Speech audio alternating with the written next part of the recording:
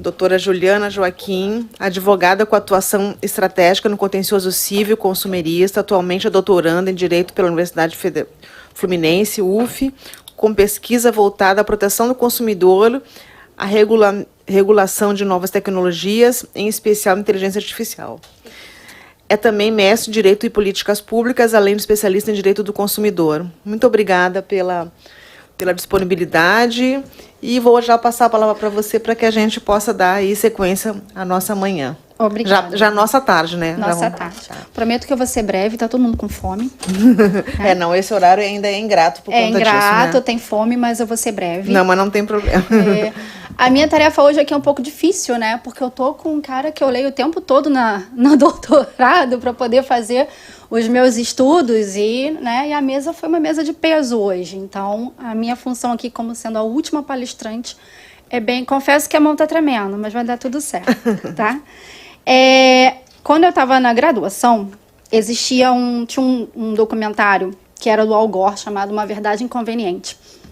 A minha área mãe é ambiental e agora eu migrei para proteção de dados. Eu vou trazer uma verdade inconveniente para vocês.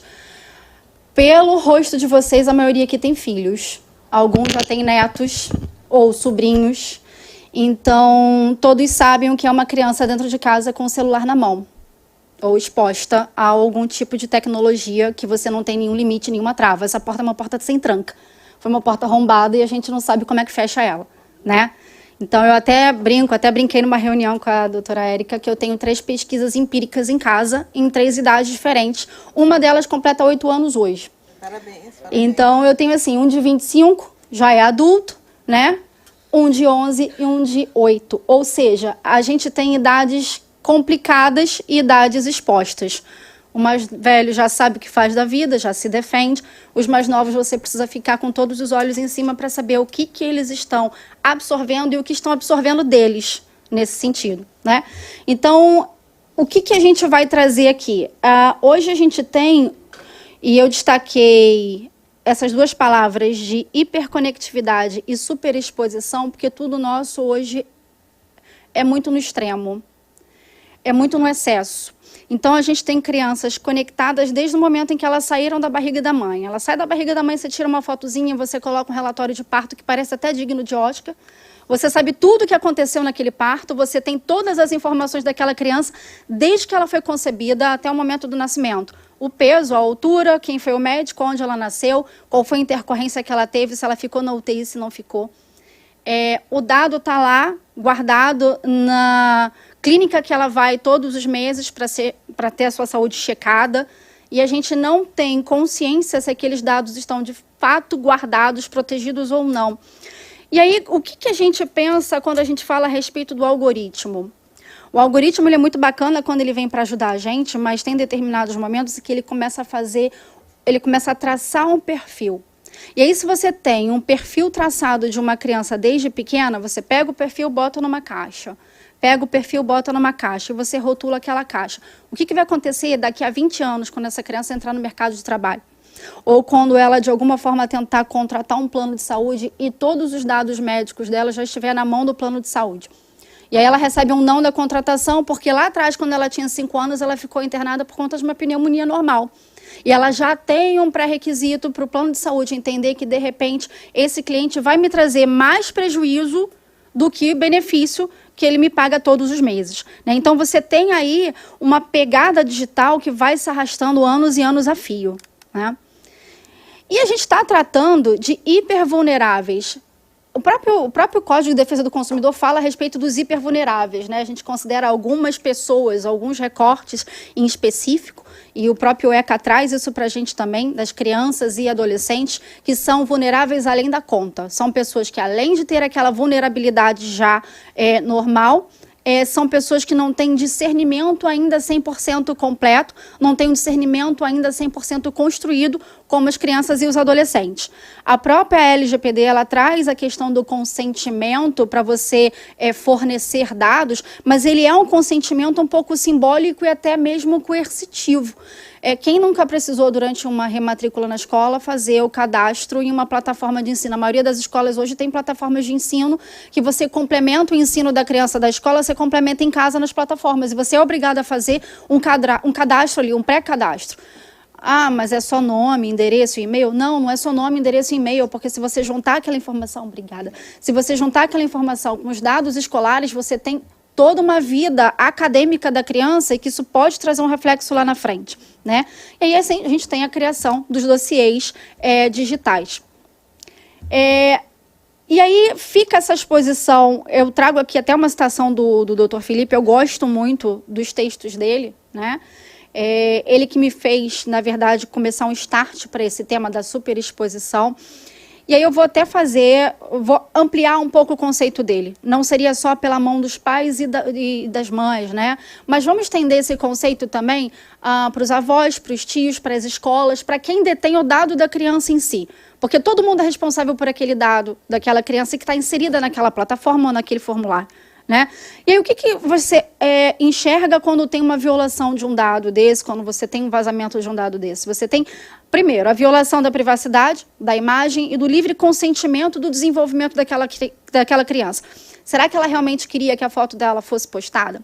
Será que ela realmente queria que os dados da infância dela, como o momento em que ela nasceu, se estava chovendo, se estava sol, será que ela queria que aquilo estivesse ali exposto, né? O pior, nós temos a monetização. Vou deixar isso para outro GT, mas uma criança influencer, ela é um trabalho infantil? Ela está enquadrada num trabalho infantil? Como é que fica? Ela recolhe imposto de renda? O dinheiro que ela recebe é dela, mas é administrado pelos pais, mas é administrado só pelos pais para benefício da criança ou para o benefício da família? A gente tem o caso do pastor Mirim, né? Até foi proibido de continuar ali as apresentações. Tem um caso mais antigo que todo mundo conhece, a Larissa Manoela, que quando ela fez 18, 21 anos, se não me engano, ela chutou tudo e falou, chega, agora eu vou tomar conta da minha vida e vocês não mandam mais em mim, e ela não se expôs mais. Você não vê mais ela na mídia, quando antigamente ela dava um passo, o pai já estava filmando, já aparecia. Então, até que ponto os pais têm direito de extravasar o direito que já é da criança? E até que ponto eles podem ser responsabilizados por isso? E principalmente se esse dado estiver exposto para quem quiser coletar, né? E aí nós temos aí o conflito legal da liberdade dos pais versus o interesse superior da criança. E quais são os riscos? Começa já pela discriminação algorítmica. Todo mundo está fadado a uma discriminação algorítmica em algum momento da vida. A gente, como consumidor, está fadado a isso a todo tempo. A criança, ainda mais, né? Falei do plano de saúde, mas se você pegar lá na época da pandemia, as crianças foram obrigadas a assistir às aulas online, a aula de forma remota.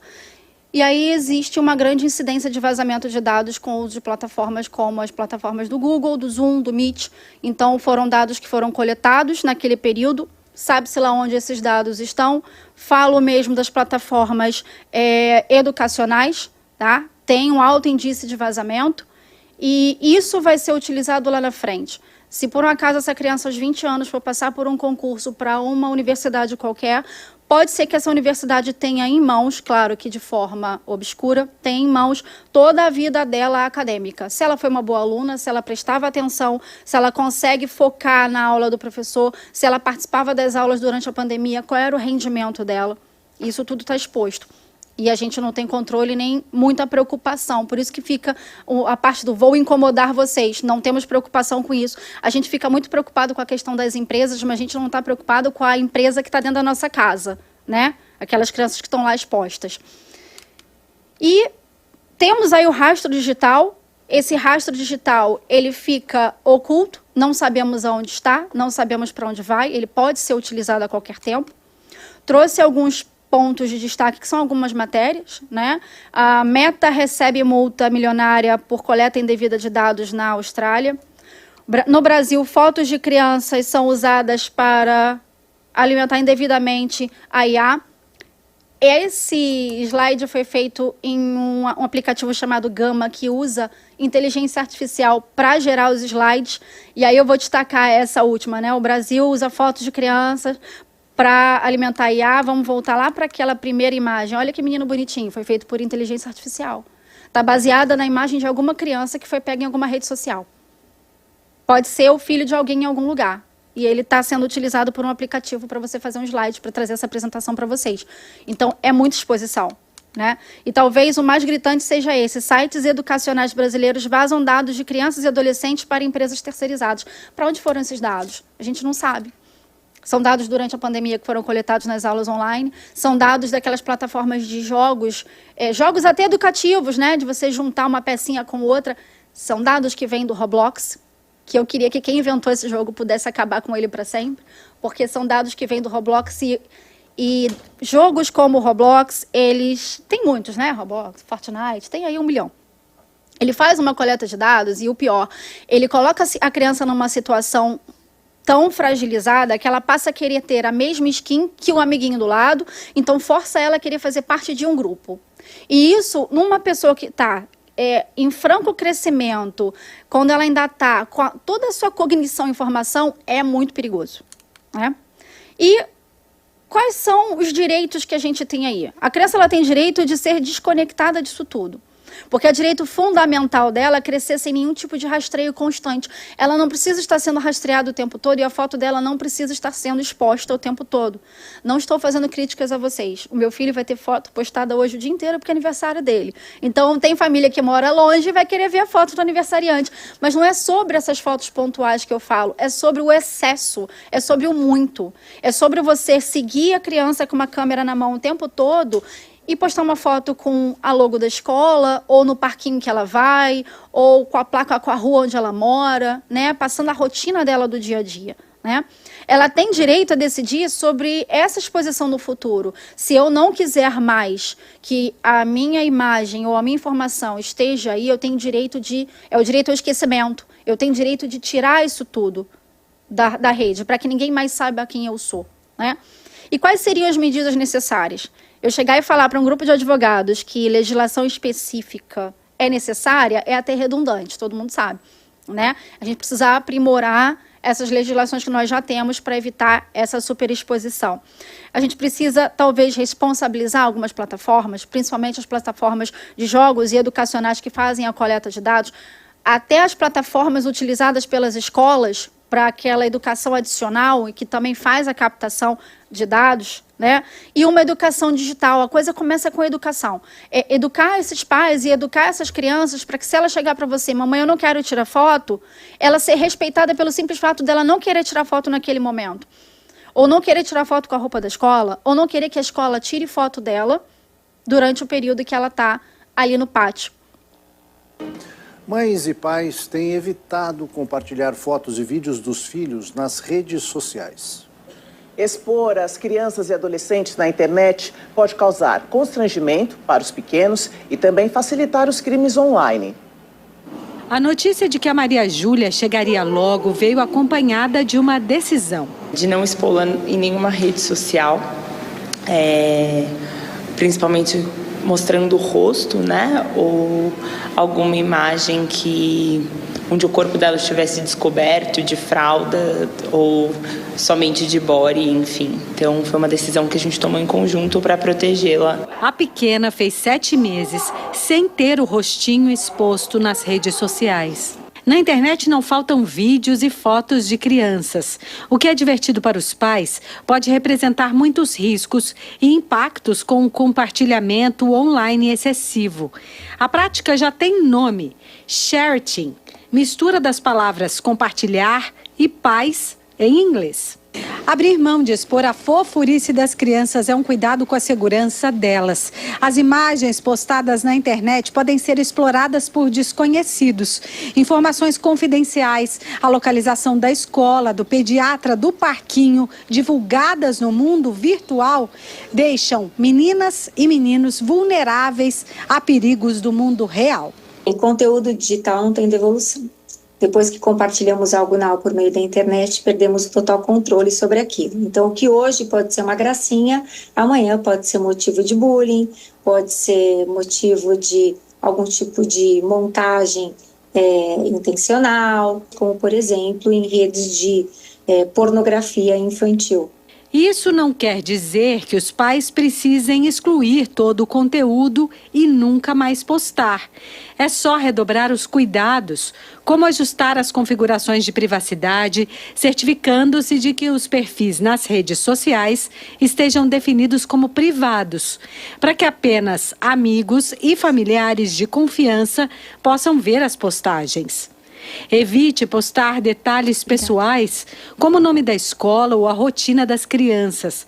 Nunca compartilhe a localização, converse com as pessoas próximas, informando as suas preferências sobre o compartilhamento de fotos do seu filho. É dever de todos impedir a violação dos direitos da criança e do adolescente, que significa dizer que, mesmo que você não esteja compartilhando a foto preliminarmente, se você compartilhar algo que você recebeu ou que você viu na internet de uma criança ou adolescente, você também estará contribuindo para a disseminação dessa foto e exposição dessa criança. Na casa da Fernanda, a solução foi dar uma cara divertida ao limite. Se for postar, a gente sempre pede para cobrir o rosto com emoji. Então, a Maria Júlia, no caso, o símbolo dela é um cogumelo, toda a identidade que a gente escolheu para ela é um cogumelo. Então, toda vez que você for postar uma foto com a Maria Júlia, cobre com emoji de cogumelo e tá tudo certo. Não é muito difícil da gente tomar, são cuidados simples. Cuidados que a gente pode ter dentro de casa, né? E aí vem a questão da educação. Como é que a gente consegue educar uma criança desde pequena que ela tem direito a não ter os seus dados expostos, né? Você pode explicar a ela que existem limites ali, dados que ela pode ou não fornecer. Então, ela precisa ser orientada desde pequena sobre tipos de dados que ela pode deixar exposto ou não. O nome e o aniversário, isso qualquer um consegue. Mas o endereço, a preferência dela, uma foto, né? Algo que seja um pouco mais perigoso para que seja usado lá na frente. Então, são pequenas orientações que a gente consegue fazer mesmo dentro do âmbito, né, da nossa casa, para que evite, porque se você deixa a situação chegar num ponto que ela não tem mais reversão, lá na frente não adianta a gente tentar defender o direito de uma pessoa que tem toda a vida exposta. Vai ficar muito mais complicado, né? E já falei que era breve, porque está todo mundo com fome. Então, a ideia é exatamente essa, né? Você proteger essa infância digital, já que é inevitável que essas crianças estejam nesse mundo digital. A gente não consegue mais tirar elas do mundo digital. O Prensky tem um artigo que fala de nativos digitais. Nós somos imigrantes, nós não estávamos aqui nesse mundo, eles já nasceram nesse mundo. Então, para ele é muito normal. Os meus filhos chegam de casa da escola e vão direto para a plataforma Coque para terminar o dever de casa.